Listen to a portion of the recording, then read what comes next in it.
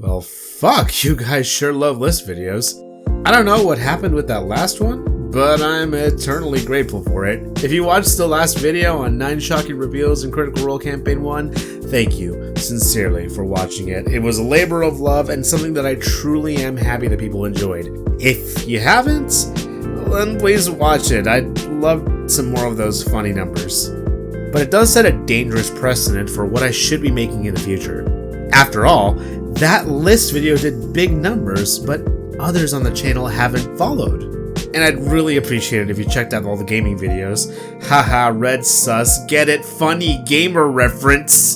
So I suppose I should stick to at least trying to make more of those along with the rest of the content that I make. You know who else likes to make mostly original content while only sometimes digging up something from the past for cheap pop? Matthew Mercer.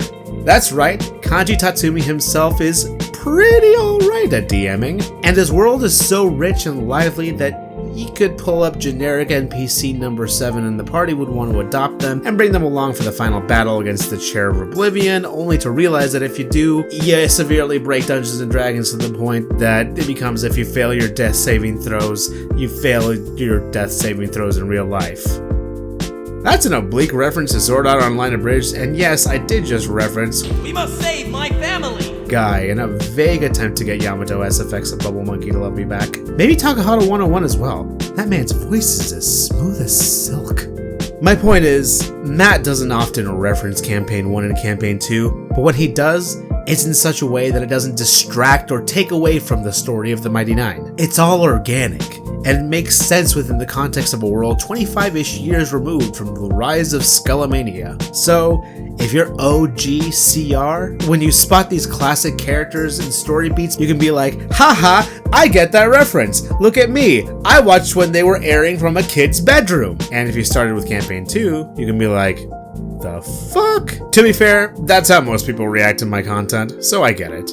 Speaking of, I'm Arthur from Natural 9, and here are 9 callbacks to Critical Role Campaign 1 in Campaign 2. Obviously, spoilers for all of Campaign 1, and all of Campaign 2 up to episode 115. You've been warned several times at this point, I don't know what you want with me. Number 9. 1 out of 1 Ballsacks prefer Kamordah wine.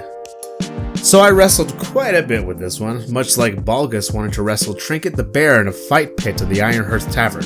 Is this a callback or a call forward? Either way, there's a connection, and the earliest connection between the two campaigns. Vox Machina's first streamed session included fights with Naga abominations, poor attempts at socializing with wizard dwarves, and tavern brawls. So, typical Campaign 1 shenanigans. But when Vox Machina spoke to Balgus, a local brewer and champion of the tavern tussles, to find some kind of gift to satisfy the Grey Spines into cooperation, he made that then innocent reference to a certain town in the Truscan Vale of the Jordalian Empire. I can give you the finest of Thistle Branch dark blood wine. This was crafted by myself from a rare blood thistle branch that I had brought over from the far-off city of Kamordah. This I personally oversaw. It took me 4 years to fill this barrel full. While a nothing reference to the wider world during the early days, Campaign 2 diehards will understand that given a few years, a disaster lesbian would be born in the very town where Bulbus ordered his rare blood thistle. It's not really a deliberate callback, but it's nice to know that the world was at least somewhat fleshed out beyond Tal'Dorei as far back as the first Geek and Sundry stream. Number 8. 0 out of 1 Yashas prefer the Broken Howl. This one's a bit more of a stretch, I won't lie. It's just funny for the circumstances that brought it about. While looking around in the sewers of Zadash, searching for a thing that had been abducting guards, the Mighty Nein stumbles upon some dead bodies, one of which was a sailor with a chunk of tattoos from all kinds of ships that he'd sailed on over the years. At least one that Ford recognizes. Spider body depends. Can I happen to see, am I able to see the guy with all the tattoos of ships and stuff? Yeah, you see him. Oh, cool. Do I recognize any of the names of ships or any imagery? Make an investigation check on him. Then Ashley asks about a certain ship that's near and dear to the heart of a certain gnome cleric. Is the Broken Howl on there?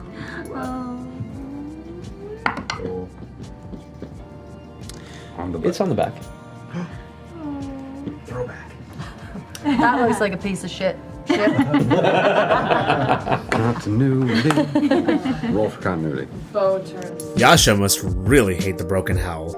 Pike Trickfoot wouldn't, however, as it's the ship that she sailed on during the 6-month time skip between the home game and Session 0 for Campaign 1. After dying at the hands of a Glabrazu and being brought back to life, Pike needed some time to regain her focus, so she served as a hand on the Broken Howl as it sailed the Osmond Sea, and she came back ready to rumble. Sad to see that a potential former deckhand died thanks to Mercer's random dice roll. That's life in Exandria as an NPC if you really think about it. Number 7. Doty! Take this down! The woes of autobiographical book publishing.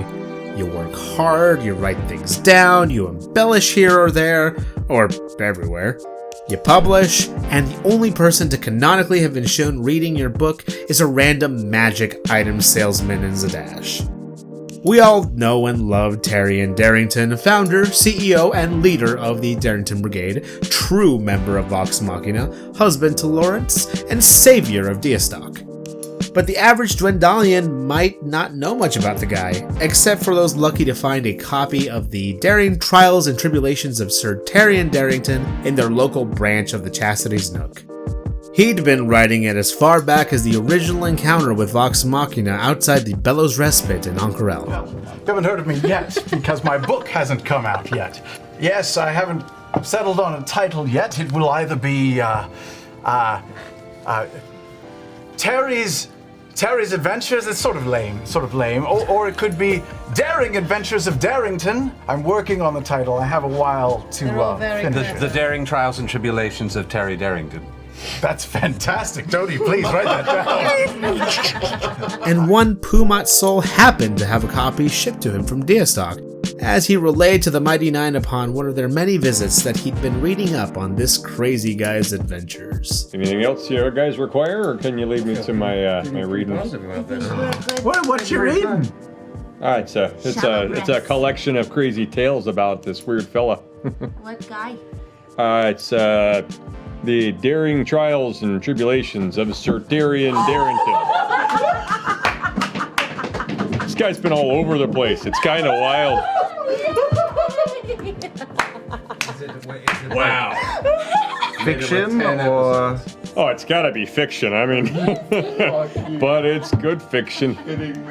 Well, sum it up for me. You know, give me like the tensors floating disc pitch. No. What, like? Oh my god. What? Let me finish my book before I tell you too much about it. But needless to say, he's got this wild kind of construct-looking friend called Doty, and he's apparently, according to this thing, there's these powerful folks from over there in Tal'Dorei that he's been meeting up with that just keep messing up every time they go on an adventure. Real thorns in his side. We can relate. I'm happy that Terry got his book in print at least 15 years before Campaign 2 if the Darrington Brigade one-shot's anything to say about it. And why wouldn't it be? It has Macaroni Samsonite and Buddy! And I'm really glad that it's as self-aggrandizing as we'd expect it to be. He may be a lot more humble now, but would it really be Taryon Darrington without a little pompousness? Number 6. You pluck around, I pluck around, we're all gonna pluck around. Some classic Digimon dub song references for you. Yeah, I know my audience. Look, I'm not gonna lie. I love Dr. Dranzel. I love that Hackfork promoter Drex being a son of a bitch to death, and I want him to be my music dad. I have a dad. I love him to death. But given the option, I would absolutely allow Dr. Dra into my life. And don't you forget about him. Regardless, he, Kaylee, and of course QB McFucks-a-lot get the most spotlight when it comes to Dr. Dranzel's spectacular traveling troupe, being in order, the leader, the daughter of a PC, and a PC. But we don't talk much about the rest of the gang. What about the finely aged beauty and singer Esselmir, or the percussive proclivity of Zed? Or even that guy who ended up traveling on his own, throwing a concert, meeting another character on this list, big spoiler, and running into a group of dumbasses on their way to TravelerCon 3000. What's your name? Beauregard, what's yours? Kent Plucker. Kent Plucker? That's a great name. Fucking Great name. amazing. Traveling lootsman. I've been here, been around the world, and seen a lot of things, but That name. this. I know who he is. Oh, you know who he is? He is part of Dr. Dran's. I was wondering if it was part of. I wasn't sure it was. Okay. Kent Plucker. Remember that this is a man who once held part of Vox Machina's gold for them in case it got lost. For about the next 30-ish minutes or so, you're counting through, and you're starting to get towards the bottom of it. You've gotten to about roughly the 3,500 to 4,000 gold section. Before Kent comes up to you behind and takes a small satchel and empties it into the chest as well, and goes, and that as well. Sorry. Yeah. Keeping it separate, so in case we got robbed. Or you wouldn't lose everything. That's so kind of you. Thinking ahead. What? So it totally makes sense that the Traveler would take a shine to him. I've got to admit, as a person who was raised in a Catholic household, I've heard my fair share of finding God stories, but never once have I heard of a case where the person finds their deity backstage as a groupie. Number 5. What is it with all these hot-ass ship captains? No, but seriously, we've got Captain Matt Damon, Avantika, Ford, and then Captain Adela. If you recall, she was the one that got Vox Machina their right to Vestra in the middle of the Osmid Sea. The spunky, charismatic, and definitely not pirate-like captain of the Drinzalavis. She looks like the kind of woman who captains a ship. As she glances over, Hi! You looking for a crew? You look like a pirate. I do not look like a pirate. Why would you say that? She meant it as a compliment. Where do you buy your clothes? Are you looking for a crew or not? Why, yes, we are. I assume you're Captain Adela. Yes? Ha ha! I see my reputation precedes me. Yes, it does. Dogmaster Abon speaks very highly of you. You know, when I was wondering who the first Campaign 1 NPC to show up in Campaign 2 would be, I did not picture her. Well, when the Mighty Nein stopped by a bar in Nicodranas, a fun city name to say, by the way, Nicodranas, it just rolls off the tongue. They encounter a frizzy-haired, graying older lady with a familiar-looking coat that's definitely not a pirate coat. Couldn't help but notice that we seem to have caught your eye. Well, I'm gonna be honest, it's kind of hard not to draw my attention with that very subtle display you've all managed to provide. Where is your ship? she kind of glances off to the side and points on the far left side of the harbor. She's like, I can't really show you from here. Follow me. And she steps up and walks past you towards the front and points to one ship that kind of like past there, the one with the kind of grayish sails kind of pulled up. That's the Dren Salavis. That's my ship. Dren Salavis. Your ship? Yeah. Caleb Widogast. Yeah. Four. Just four? Just four. Well, I'm just Captain Adela. Pleasure to meet you. The pleasure is all ours. When are you planning to... Yeah, it took him a bit to realize who she was, but when they got there, it was pretty exciting. Agreed. Now she's older. She's got a better thought of everything. Wasn't she the one that I asked if she was a pirate, right? She was like, yeah, we sailed with the her. fuck? Yeah, she That was the one that set the precedent for all future cameos, though it was not an indication by any means that the floodgates would be open. Nah, give it about 50 episodes, and we'll get to that for sure. Number 4. This isn't what Molly meant, Percival. You know the story of Alfred Nobel, the man who invented dynamite and perfected even better explosives? The man that saw an accidental obituary of himself one day that called him the Merchant of Death, and as a result, in part founded and funded the Nobel Prize to leave behind a better legacy? I bet Percy Dorillo wishes he had that kind of legacy. Yes, at the end of the day, this is all Orthax and Ripley's fault, but If Percy had just let his dreams be dreams, we wouldn't be in this mess. It'd already been established that Anna Ripley had sold designs and prototypes of Percy's firearms to any idiot that she could get money from. Don't worry, Percy. Our toys have already made the rounds. I sold a couple in Vasselheim, and a few more in Ank'Harel. Partially because I needed the money, but also because he told me it would drive you mad. How many have you sold? We're looking at 6, and the instructions for creation to 2 other seemingly very curious and up-and-coming tinkerers like yourself. Well, I guess I'll just have to live with that. I opened fire. Okay. So it was kind of inevitable that we'd run into people wielding guns some 2 decades later. It was the kick in the teeth that Taliesin needed. I mean, poor guy was already in the middle of a panic attack as a result of being recognized as Lucian instead of Mollymauk Tealeaf. But there are at least one of them immediately in your view has 2 kind of skulking looking individuals with long dark cloaks and dark armor carrying what looks almost like a heavy crossbow, but it's a long metal rod. You've only seen them in use here and there, but these are some sort of a rifle-like firearm that are usually reserved for the armies in Blade Garden into the far east of Xhorhas, a recently emerging technology that has been largely guarded within use of the Empire itself. Literally everything coming back to haunt me. Okay, cool. Poor guy just got thrown into a world where the one thing that Percy wanted to stop is revealed to have been going and going. Number 3. Campaign Traveler. Fun fact, Jester Lavore made a couple of appearances in Campaign 1. They're one-shots. I definitely remember the kind of funny one-shot, and I have no idea that the GameSpot one-shot ever happened. But here we are. Hearing about things like this and Mollymauk originating as a potential replacement for Percy makes you wonder what other seeds were planted for Campaign 2 PCs and Campaign 1, such as this seemingly inevitable encounter.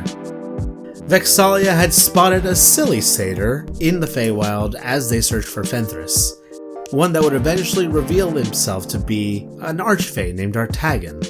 An archfey that would eventually strike a deal with Vox Machina in exchange for just a smidge of time dilation and lead up to the final confrontation with Vecna. I'll help you under 2 conditions.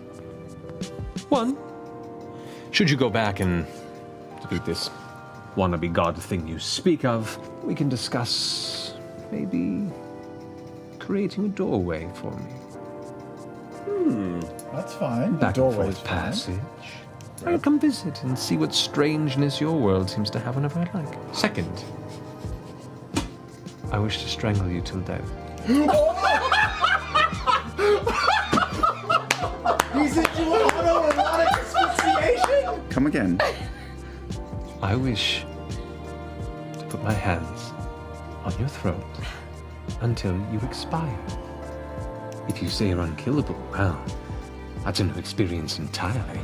One of the biggest links came when the Traveler, Jester's god and the provider of her trickery domain abilities, revealed himself to her in earnest one day to confess that he was a dumbass who didn't know what he was doing. You know, like any good deity would do. Except, hold on, he seems a bit familiar. He pulls his hood back, revealing his almost elf-like features, the more exaggerated and fey, his long ears curling behind the head. Beyond any elves that you've seen, his almond-shaped eyes of emerald green and brilliant beneath his thin feather-like brows. A voluminous orange-red hair curls down the back of the head like a lion's mane, and he smiles. Freshly freed from previously imposed boundaries, I'd managed to really construct my own. The truth, Jester, is that I've no idea what I'm doing. And I need your help. That's where it ends tonight's episode. Holy shit! Just see the going, fuck off, David Bowie. Fuck off, no one wants you here, David Bowie.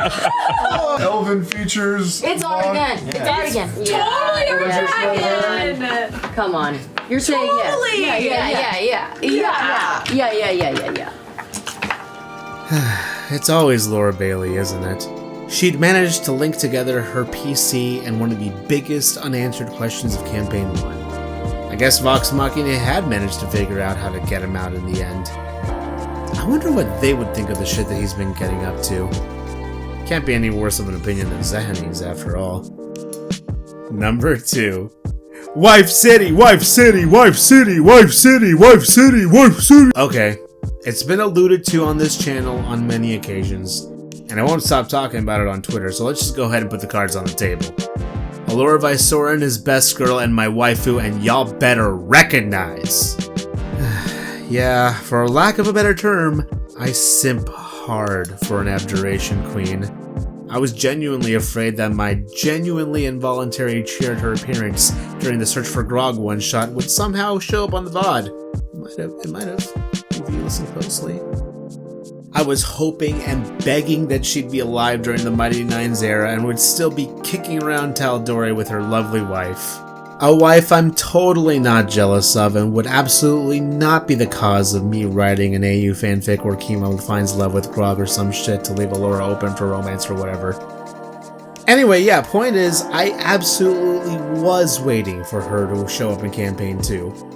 And guess who just happened to be Yusa Aranis' emergency contact when he got himself lost in the Happy Fun Ball? And who just happened to meet the Mighty Nine after his goblin assistant Wentworth summoned her. You watch the figure enter with a bit of a huff. You see what looks to be a human woman, pale skin, light kind of graying blonde hair that's braided back behind her with gems kind of tied throughout each braid. An intricate satchel over one shoulder and a long dark blue dress. Wait the fuck up. Wait. All right, what is that godforsaken fool got yourself into? No way! Is it really? She just looked at me all wizards know each other! Blonde hair? Maybe it's not her. Maybe it's not. Is it her? The woman looks to be about in her like mid-50s or so. It checks out! That's it. I'm sorry, what is your name? Well, I'm Arcanist Allura Vysoren.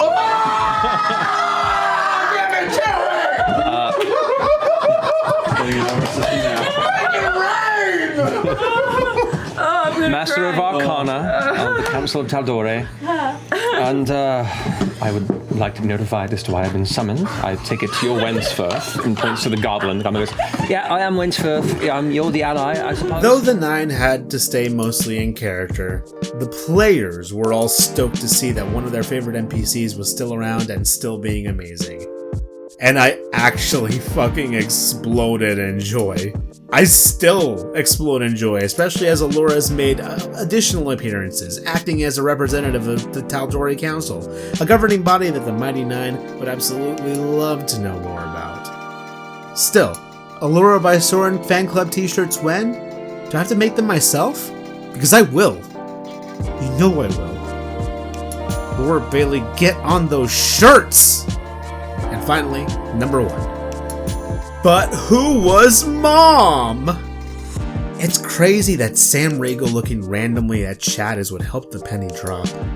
One of the biggest unsolved mysteries of Campaign 1, above what was in Senekir's box, who was the person that made the contract to kill Hodis, and why does Brian Foster smell like cabbage, is very similar to a big question that was held by a series that inspired Keyleth's backstory. What happened to Zuko's mom?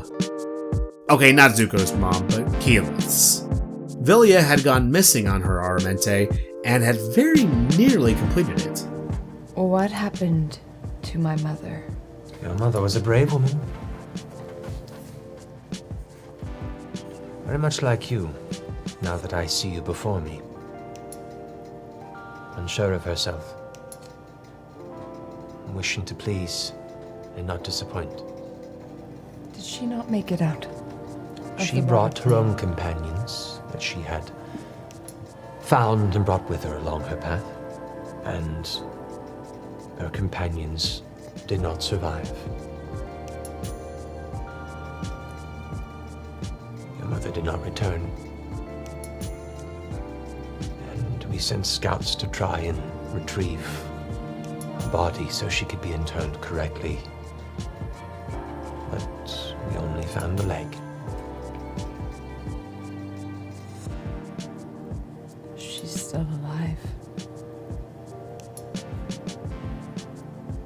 That means she's still alive. And that was that. Despite Keyleth's confident claim to the contrary, her mother had perished during her final trial, much like her daughter almost did. So that story was out of sight, out of mind. Life goes on, a new campaign starts. The Mighty Nein made their way to Rumblecusp, an island with a rift to the elemental plane of water situated there, and there was also a druidess with one leg missing. Oh, and he turns and you can see one of the vines kind of lowering and unfurls, and standing on the vine as it descends, like poison ivy. As it unfurls, you see an elven, half-elven woman standing there with kind of dark, sunburned skin. You see dark brown hair that is kind of wild but sun-bleached at the tips. You can see she stands with a presence that is formidable, but a gentle smile and demeanor. She steps off from this vine, and you can see she's covered in leathers with elements of like dried leaves and scales almost that kind of blend together. The left leg is like a vibrant green made of tightly knotted vines almost. And a staff kind of descends into one hand as she steps off of the vine and approaches. And I am Viridian. It is a pleasure to have you. I'm curious, what is your tale? Please. Of course, the major issue on Rumblecusp was that Vokodo, a terrible creature, was causing memories to be wiped constantly for the residents. Thankfully, the Nein had greater restoration handy. Wait, what if we do that to our new friend Viridian? Eventually her eyes open. Oh no. I'm so sorry. This has to stop. How long have you been here? What has he done to you? Where are you from? Easy. Sorry. I've been here 25 years. I'm not Viridian. What? I'm from Tal'Dorei. My name is Vilya. And that's where we'll end tonight's episode. Oh, and then it took a little bit to register. So at the end, she said she's You from guys know who that is, right? From Tal'Dorei, and she's from where? Vilya? Azalea is her name? Vilya. Vilya. Who's Vilya? Oh my god, the council. No. Oh. What? No. Come on. Wait, What? Come on. my mom? Yeah. Oh my god! My mom? No fucking way! It's not Keyleth's mom. You No cannot do this. You fucking way! The sound will be fine. You knew it. He's the one that I got found it. out 10 minutes ago and I told Liam. Oh my god. How did you find out 10 minutes She's ago? a crazy fucking druid. That's why That just she's totally a crazy disappeared. fucking druid. That Wow. totally Totally disappeared. disappeared. It got sucked in through the water plane. What is happening? Wait, what? Well, you broke Marisha. I hope you're happy. Marisha's tendency to view sitting in chairs as optional aside, it was amazing to see a thread from way before even Campaign 1 start to tie itself up. Later on, after Vokodo had been taken care of, and after fellow mom Veth convinces her, Vilya finally decides to transport Via Plants back to Zephyra, only to be met by a familiar, if now grown, face. She turns towards the tree, takes a deep, visible breath, marks the front of it with the staff, and you watch as the doorway opens up. A few figures kind of stand up curiously as you see a female figure about 20 feet away, this heavy mantle of transitioning colors. Long red hair and these branching, pointed antlers. Just turn. As Vilya kind of steps through and into the space, the people back up. And the female figure just clasps her chest and begins to run for her, and the doors close. It was heartwarming, it was magical, and it was a welcome epilogue to Keyleth's frankly downer ending from Campaign 1.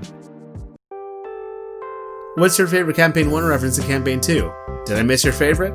Sound off in the comments below, or blow up my Twitter at HeyIt'sCena or at natural_9, and be sure to like, share, subscribe, and watch the rest of our content. Please, funny gamer video.